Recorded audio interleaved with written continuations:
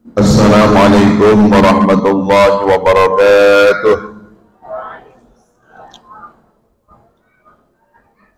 Innal hamdalillah nahmaduhu wa nasta'inuhu wa nastaghfiruh wa na'udzu billahi min shururi anfusina wa min sayyiati a'malina. May yahdihillahu fala mudilla lahu wa man yudlilhu fala hadiya lahu. Allahumma salli wa sallim ala Sayyidina Muhammad bin Abdillah wa ala alihi wa sahbihi wa mawala, la hawla wa la quwwata illa billah. Ashhadu an la ilaha illallah wahdahu la syarika lah wa ashhadu anna Muhammadan abduhu wa rasuluhu la nabiyya ba'dah. Subhanaka la ilma lana illa ma'allamtana innaka antal alimul hakim. Wa qala Allah ta'ala fi kitabihil karim, wa min ayatihi an khalaqalakum min anfusikum azwajan litaskunu ilaiha wa ja'ala bainakum mawaddatan wa rahmah inna fi dhalika la ayatin liqaumin yatafakkarun. Wa qala Rasulullah sallallahu alaihi wasallam, tunkahul mar'atu li arba'in, limaliha wa li hasabiha wa li jamaliha wa li diniha, fadfar bidaddid din taribat yadak. Shadaqallahul azim wa shadaqa rasulul karim wa nahnu ala dzalika minasy syahidin. Yang kami hormati segenap jajaran pengurus panitia kajian kiswah, Bapak Ibu saudara sekalian, ikhwan wal ahwat rahimakumullah. Puji syukur kita sanjungkan kehadiran Allah atas nikmat yang dicucurkan ke hadapan kita semua.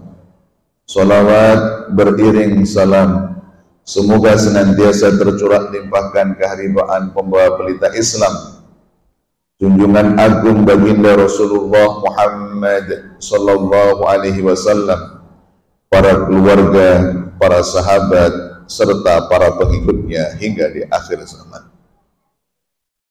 Pada pagi yang berbahagia ini, kita akan mengupas satu topik tentang membangun keluarga sakinah, mawaddah, dan rahmah yang orang sekarang sering menyingkat dengan sebutan keluarga samara, sakinah, mawadah, dan rahmah. Setiap orang yang membangun mahligai rumah tangga tentu berharap rumah tangga yang dibangun menjadi rumah tangga sakinah, mawadah, dan rahmah. Membangun keluarga sakinah, mawaddah, warahmah memang bukan perkara mudah, tapi juga bukan sesuatu yang mustahil. Oleh sebab itu, untuk membangun sebuah rumah tangga menjadi sakinah, mawaddah, dan rahmah ini tidak ada lain jalan yang kita tempuh mengikuti apa yang ditunjukkan oleh Allah di dalam Al-Quran, dan juga kita perhatikan tuntunan sabda-sabda Rasulullah Muhammad sallallahu alaihi wasallam. Apa saja kunci untuk membangun rumah tangga itu sakinah, mawaddah, warahmah?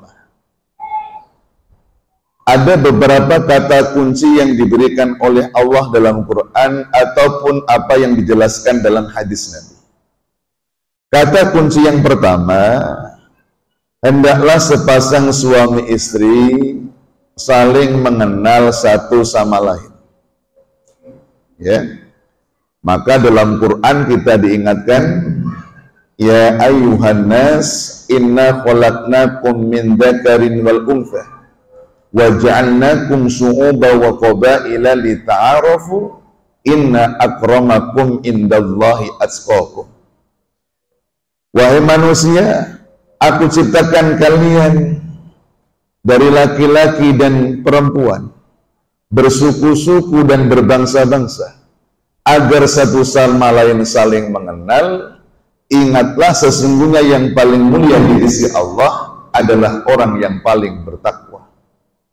Maka jelas di sini bahwa Allah Ta'ala menciptakan kita laki-laki, perempuan, aneka ragam suku, aneka ragam bangsa.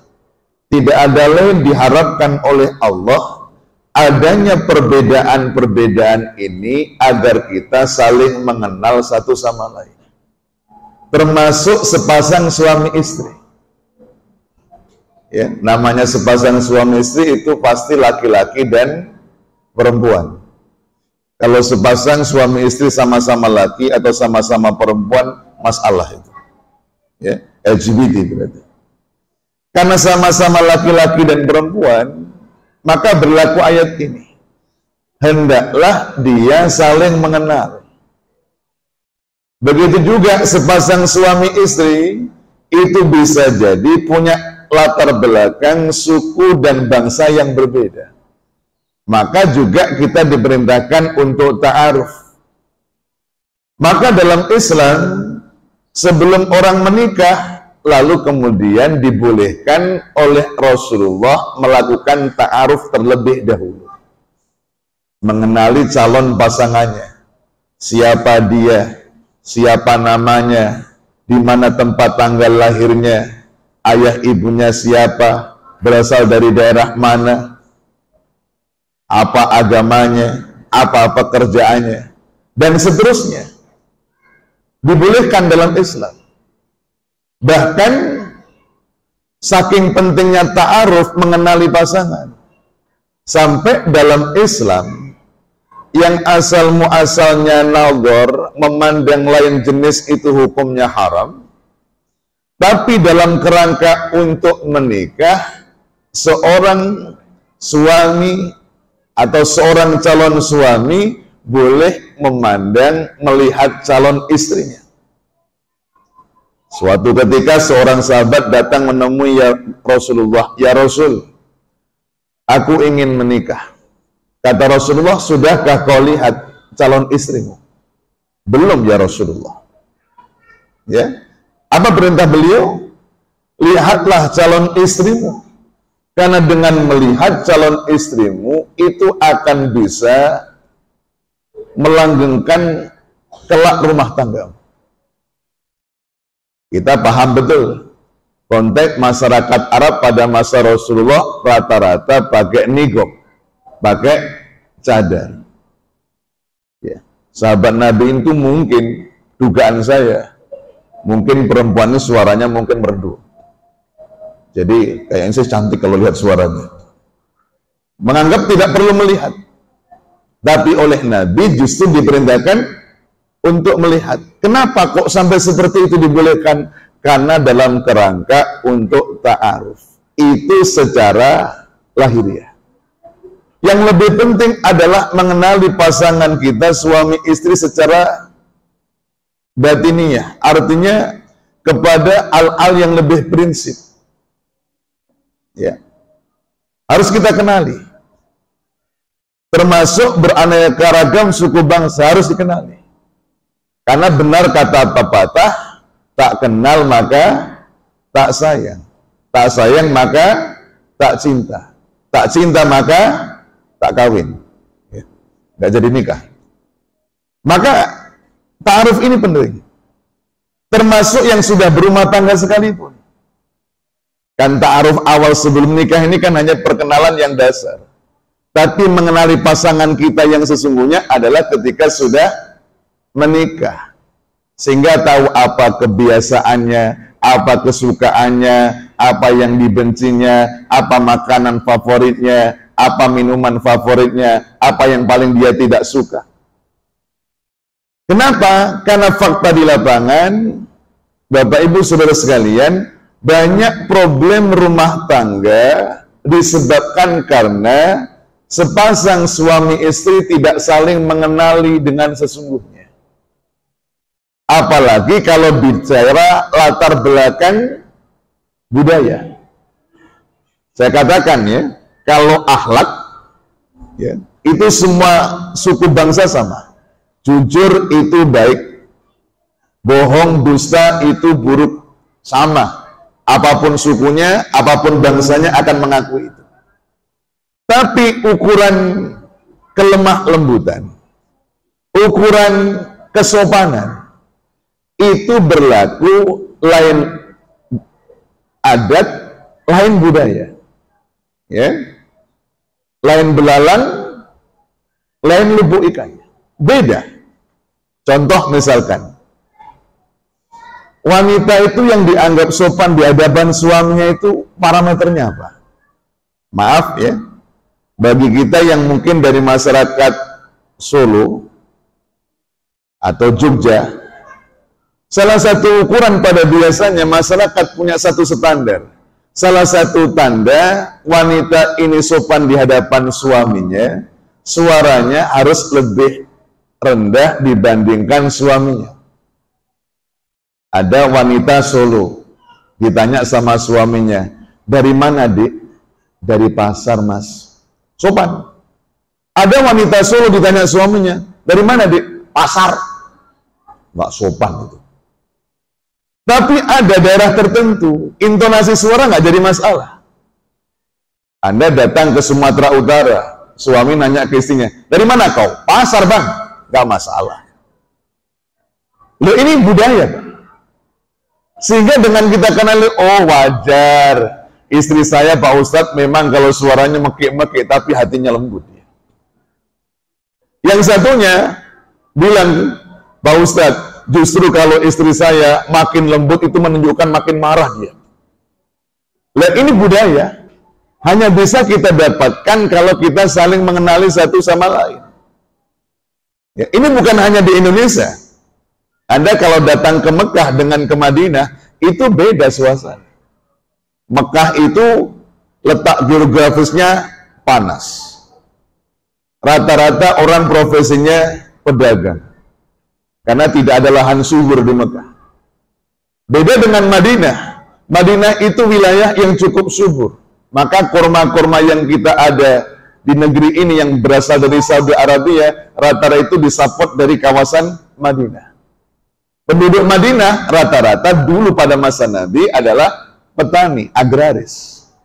Orang agraris, orang petani, biasanya lebih sabar dibandingkan pedagang.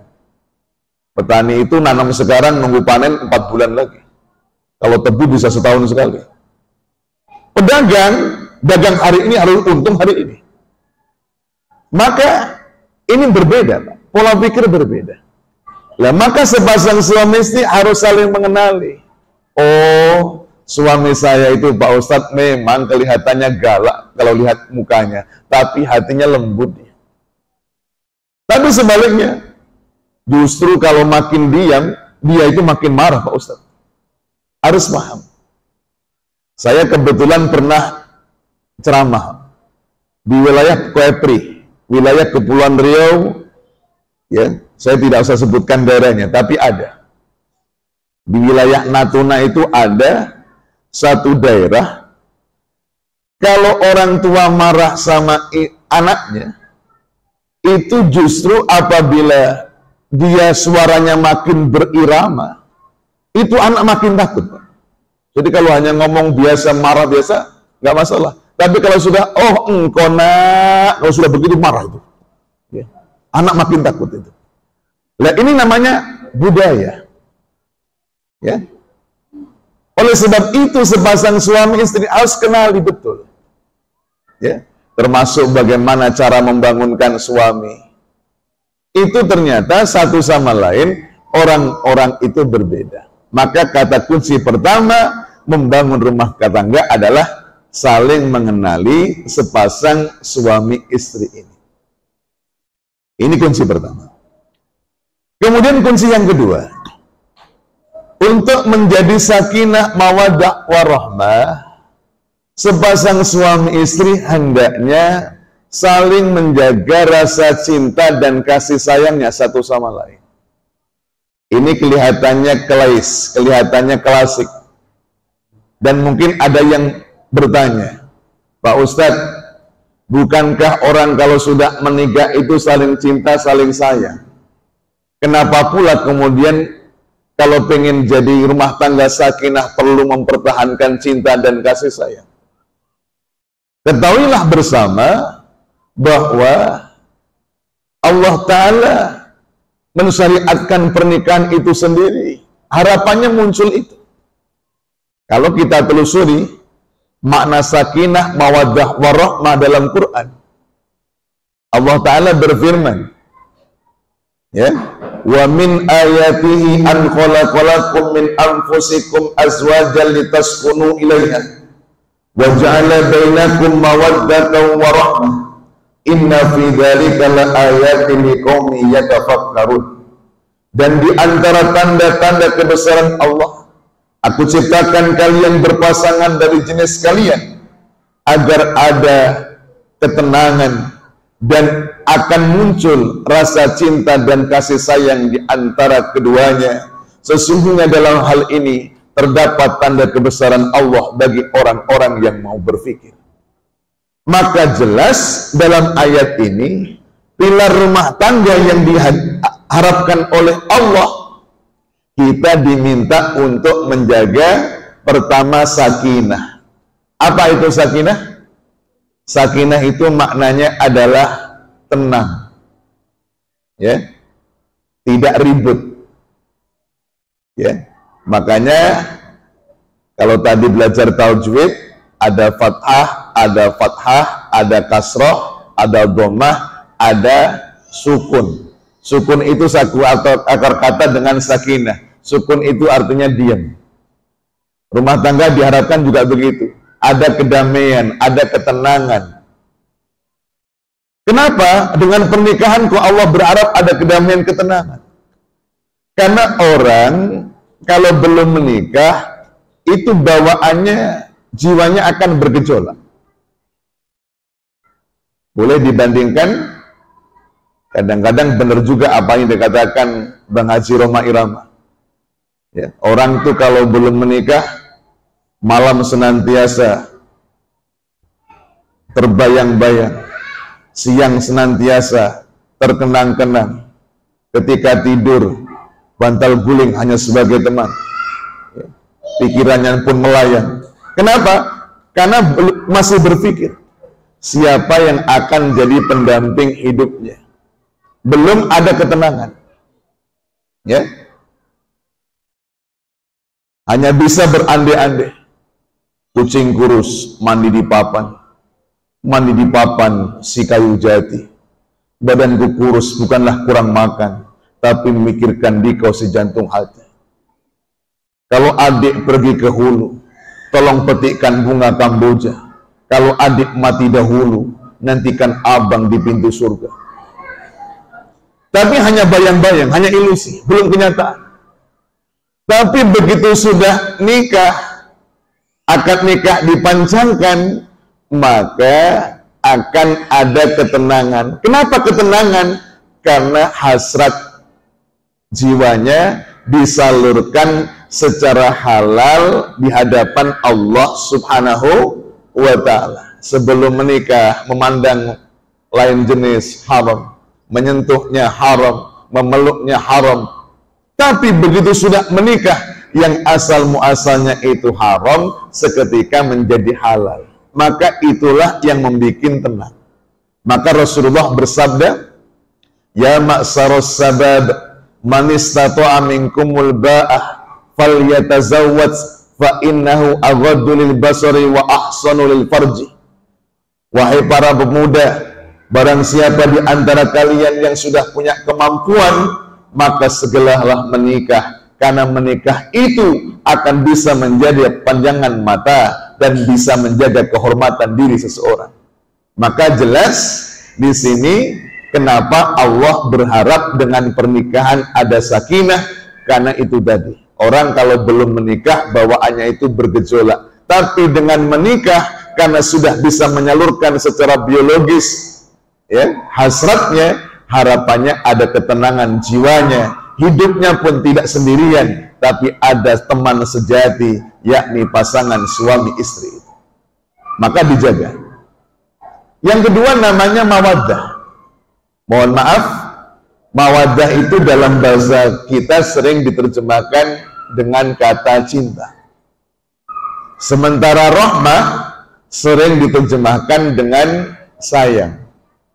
Pertanyaannya, bedanya cinta dengan sayang itu apa? Bisa bedakan? Bedanya cinta dengan sayang apa? Sulit kan? Aku cinta kepadamu dengan aku sayang kepadamu, bedanya apa? Sulit. Tapi kalau kita kembalikan kepada bahasa Al-Quran, kita lihat tafsir, akan sedikit tergambarkan perbedaan antara mawaddah dengan rahmah. Apa itu mawaddah? Mawaddah itu mencintai seseorang karena melihat kelebihan yang ada pada yang dicintainya. Ya. Maka itu manusia secara mawaddah pasti ingin mendambakan orang yang dianggap terbaik menurut dirinya. Ya. Yang laki-laki pasti akan mendambakan istri yang cantik jelita, rambutnya mayang terurai, pipinya bak mawar setangkai, jalannya lemah gemulai, tubuhnya tinggi semampai, senyumnya indah sungguh aduhai, seperti senyum seekor tupai yang melambai-lambai. Saya nggak pernah ketemu laki-laki ditanya, Mas, yang kau inginkan istri yang seperti apa? Pokoknya asal perempuan lah. Nggak akan pernah ada. Pasti ingin cari istri yang terbaik.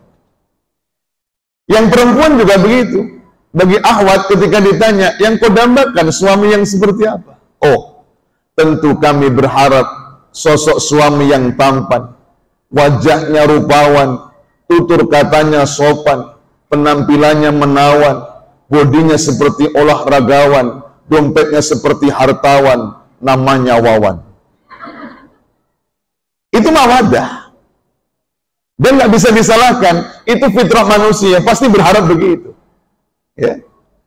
Tapi Allah Maha tahu yang namanya kelebihan seseorang itu tidak selalu bersifat abadi. Gak pernah ada cerita orang makin bertambah umur semakin cantik. Gak pernah ada kisah orang makin tua makin tampan. Yang ada semakin bertambah umur akan berkurang kecantikannya. Semakin bertambah usia semakin berkurang ketampanannya. Maka benteng yang terakhir yang diajarkan Quran namanya rahmah. Apa itu rahmah?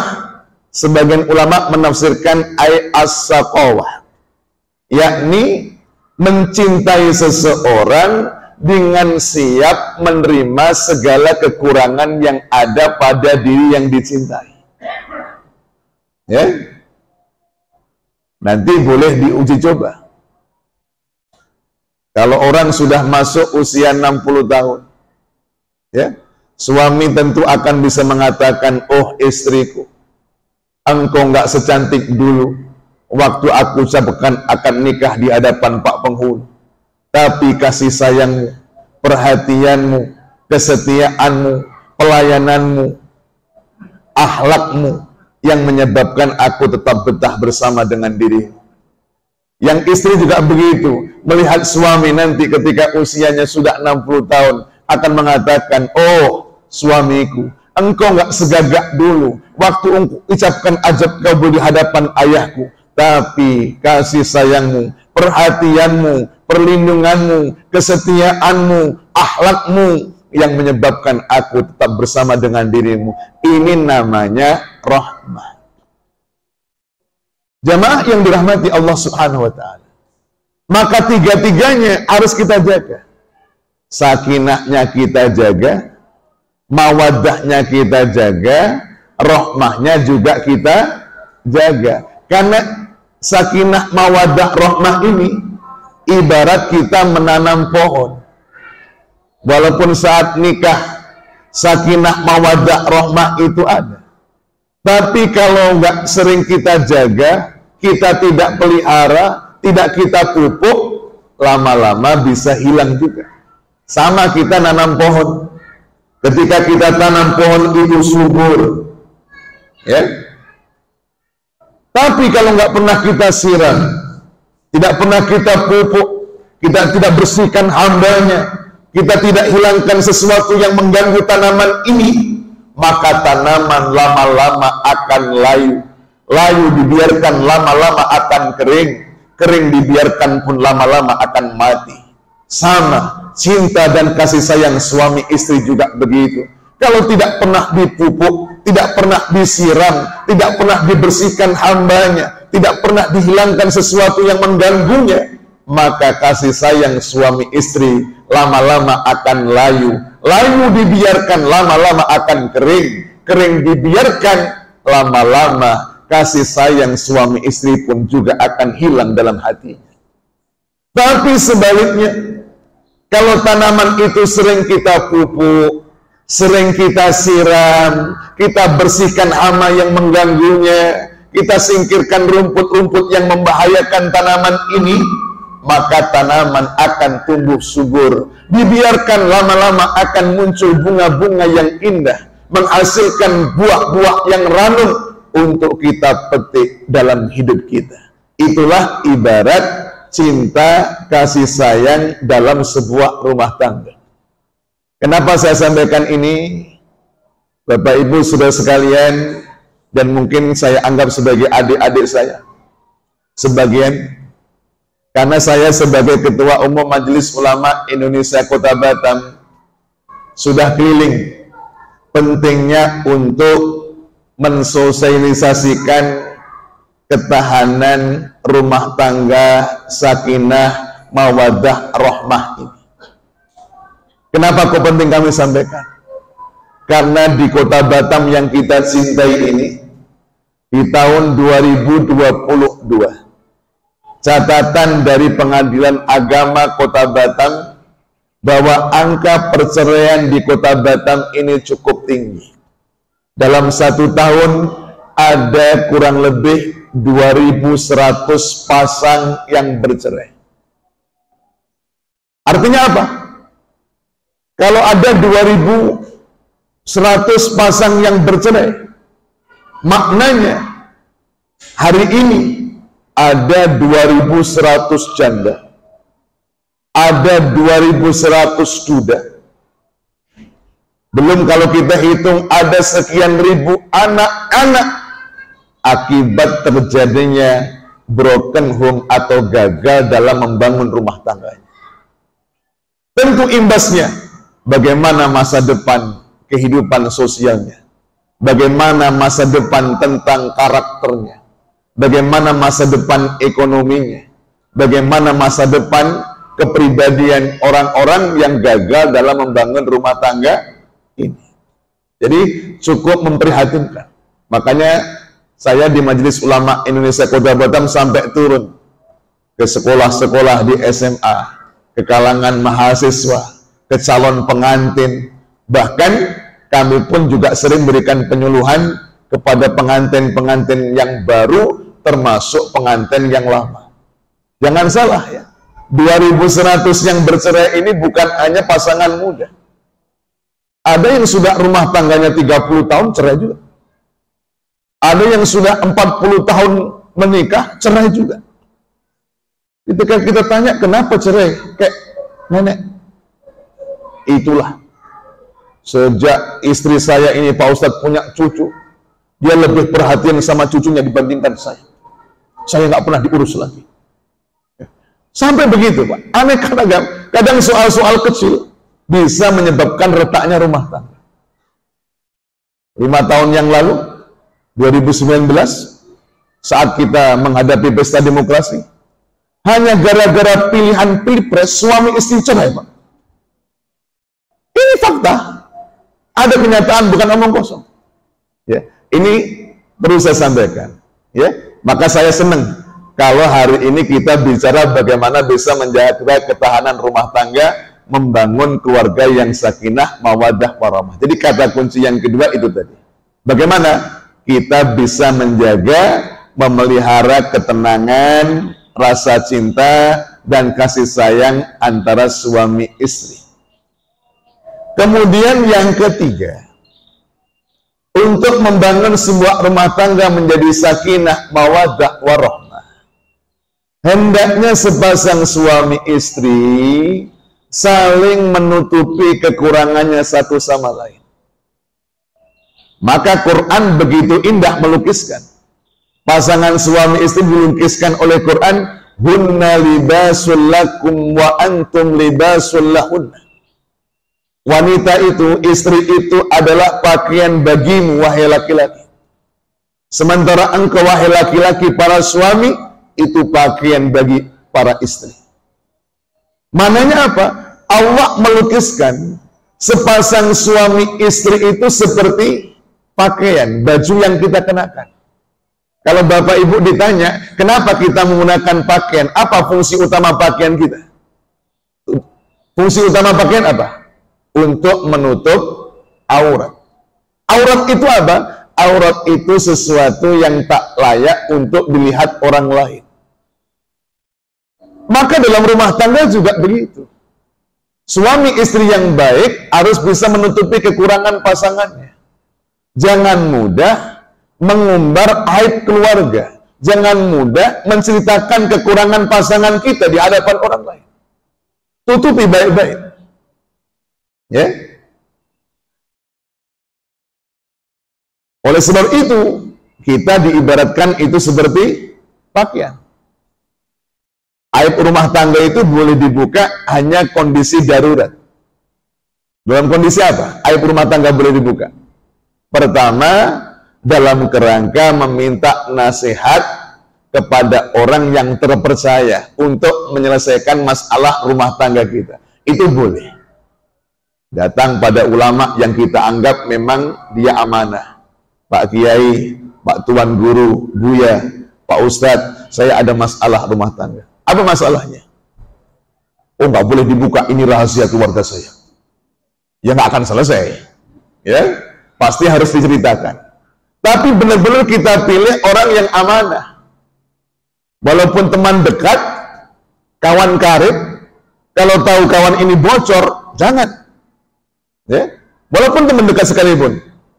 Ini saya curhat ya, jangan bilang siapa-siapa ya. Ngomong ke dia begitu. Habis kita ngomong begitu, nanti diceritakan ke orang lain ngomong gitu juga.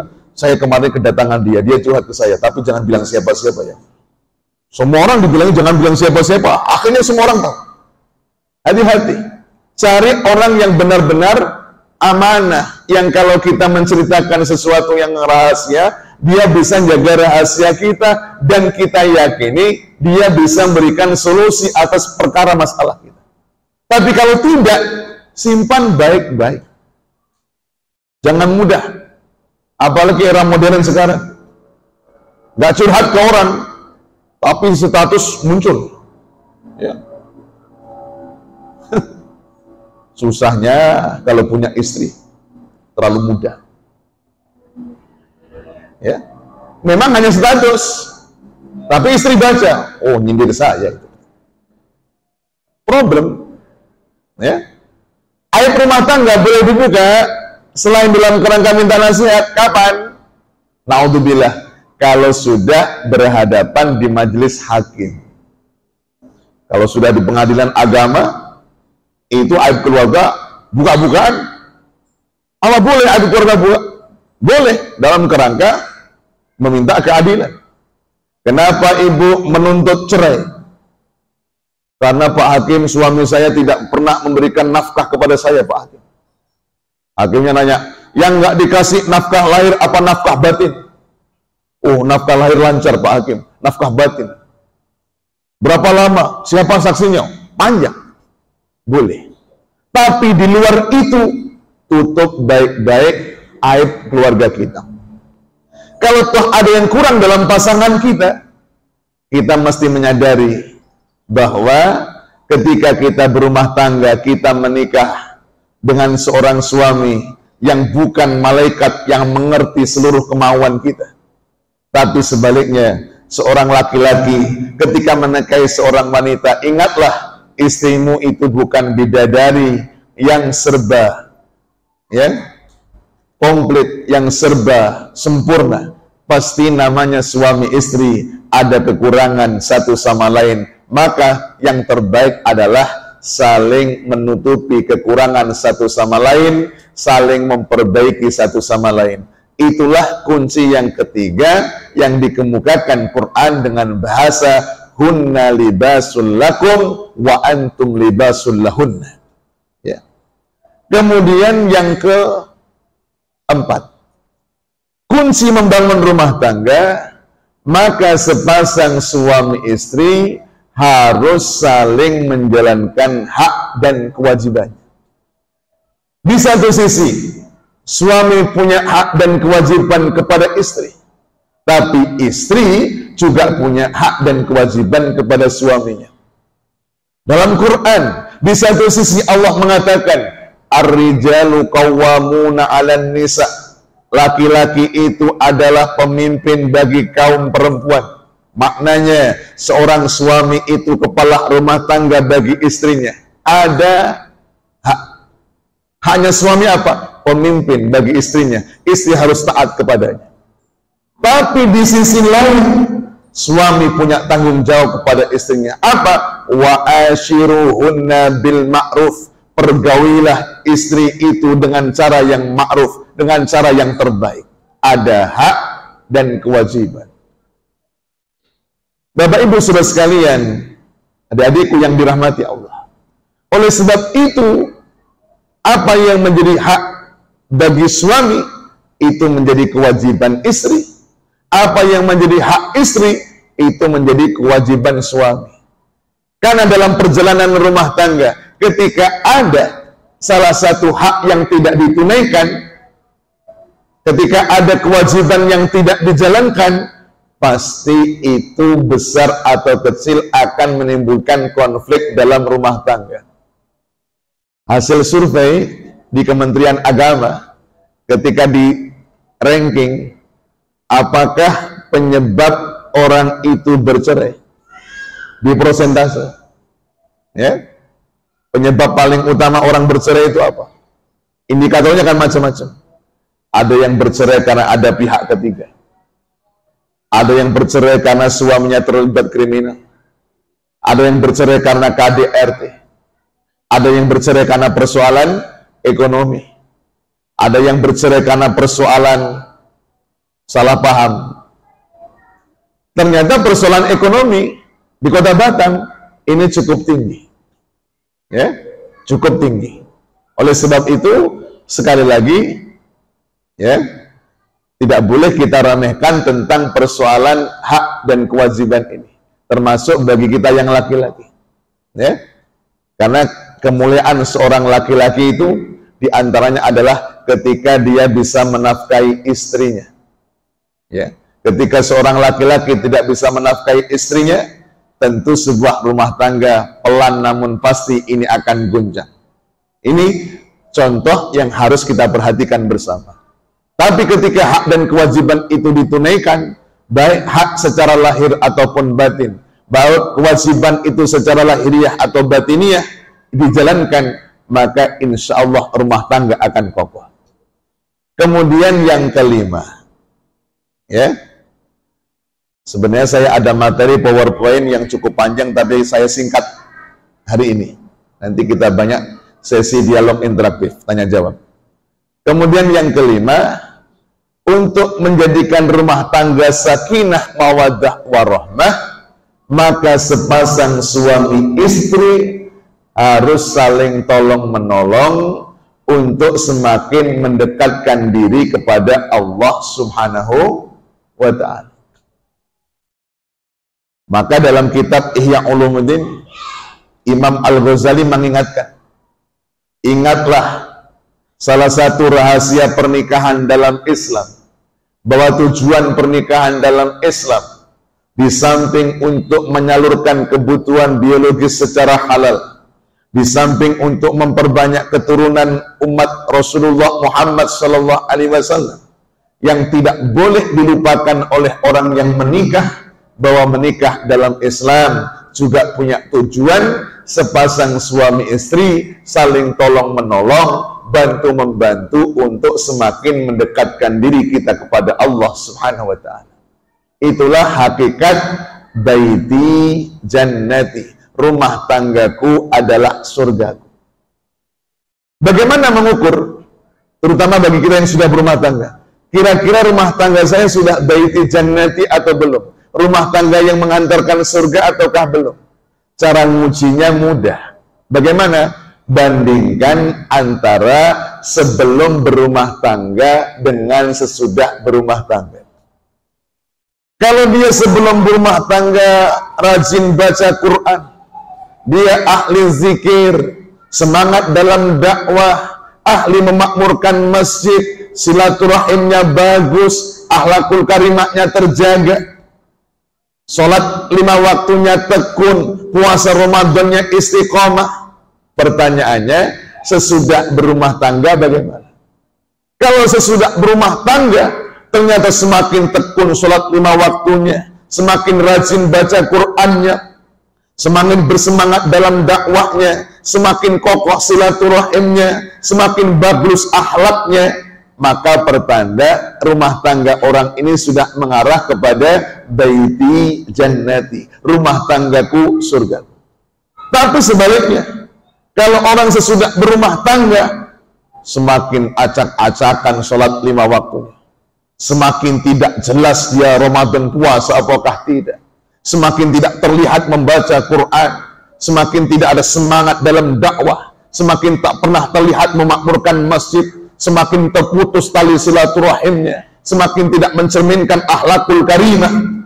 Pertanda rumah tangga orang ini belum mengarah kepada baiti jannati, rumah tanggaku adalah surgaku. Maka tugas kita bagaimana diluruskan. Maka Bapak Ibu terhadap pasangan kita dalam kehidupan, jangan hanya tanya, "Bang, sudah makan belum?" Ya, tapi tanyakan, "Sudah sholat belum?" "Bang, malam ini kita ada tabligh akbar, hadir ataukah tidak?" "Bang, sekarang ini ada kajian, kita hadir ataukah tidak?" Harus saling memotivasi, saling menguatkan. Maka ada satu riwayat dari Rasulullah Muhammad sallallahu alaihi wasallam, Allah akan merahmati seorang laki-laki, seorang suami yang bangun tengah malam melaksanakan sholat, lalu dia tidak lupa membangunkan istrinya, walaupun saking sulitnya istri dibangunkan, harus dipercikan air ke mukanya.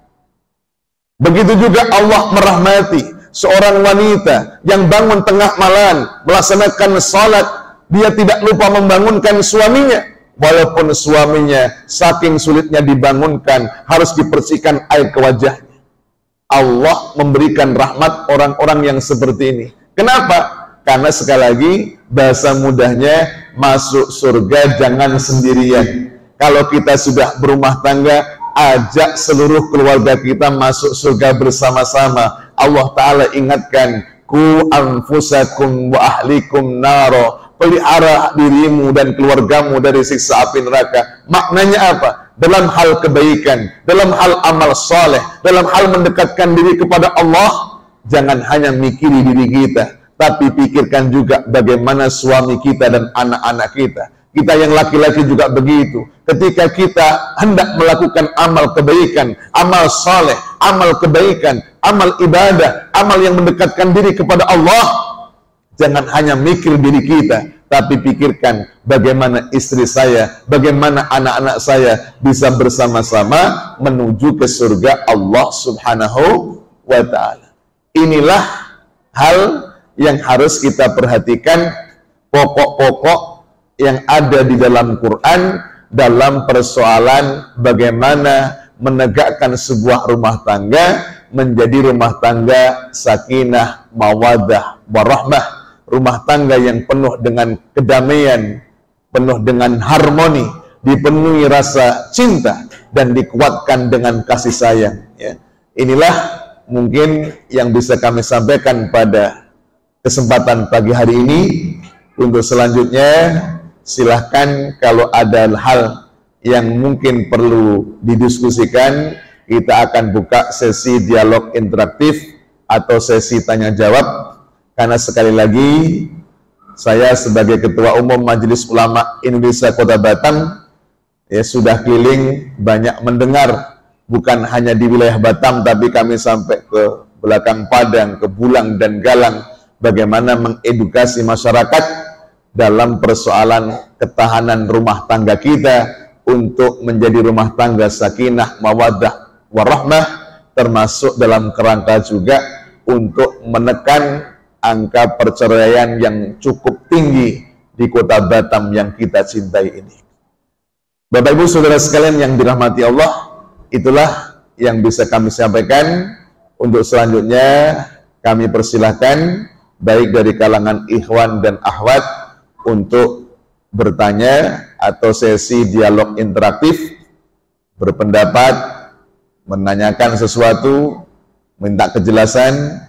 Kita buka kesempatan dan kami kembalikan kepada pembawa acara untuk memimpin jalannya diskusi di sesi ini. Demikian, terima kasih. Wallahu muwaffiq ila aqwamit thoriq. Assalamualaikum warahmatullahi wabarakatuh.